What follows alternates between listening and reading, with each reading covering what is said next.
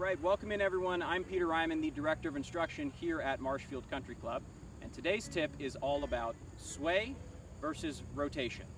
Those two words I think golfers tend to associate either quite negatively or very positively when they think about those two words.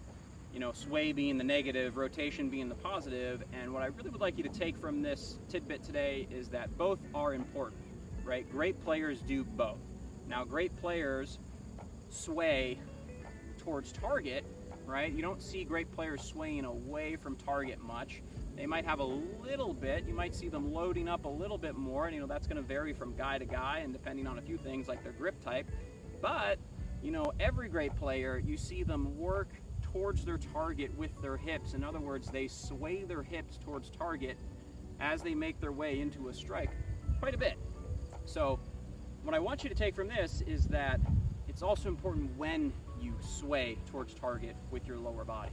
Okay, and that magical time when you start to create that act of sway needs to be ideally just before you complete your backswing.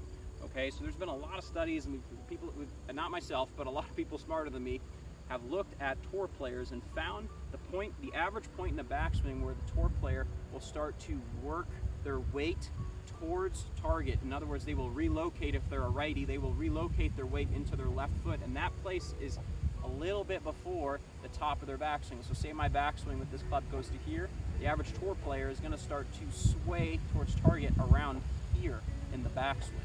Okay, so, and it makes sense. If you think about other sports maybe that we've all played growing up, like baseball, it's America, so everyone plays baseball growing up, right?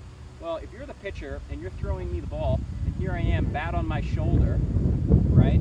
You throw the ball. As that ball comes in, I step first, and then as I step, notice that my hands, they tend to go back. From this angle, you might be able to see a little better. I step, and my hands go back a little bit. And in other words, they kind of complete a backswing. They load up and complete a backswing before we unload and try and hit the ball. So golf is the same, right?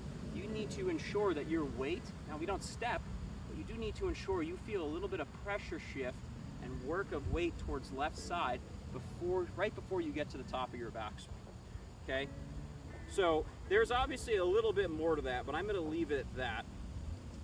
And here's just a quick little drill you can do to help you feel some of that idea of sway towards target and pressure shift. Get a few clubs or something very heavy. You can even grab like a bucket of balls or something very heavy like a dumbbell, right? One of those kettlebells. And I want you to hold it in front of you and just go ahead and start swinging it back and forth. And as you swing back and forth, in order for you to keep your center and not move outside yourself, you need to counterbalance the weight of what's in your hand with a little bit of weight shift, right? In this case, towards target before you get to the top. So you can hopefully see what I'm doing there.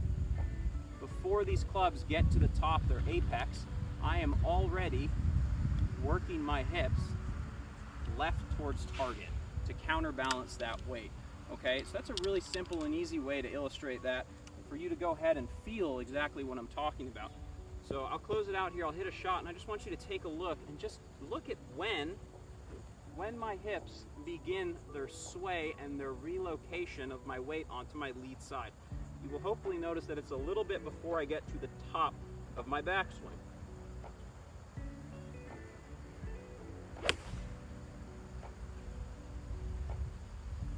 All right, so again, sway, rotation, both important, but it's critical that you sway first before you rotate onto your lead side. Signing out, hope this has been helpful. Feel free to reach out to me and come see me if you have any more questions, and we can work a little bit in more detail on this idea of sequencing of the lower body. Take care, everyone.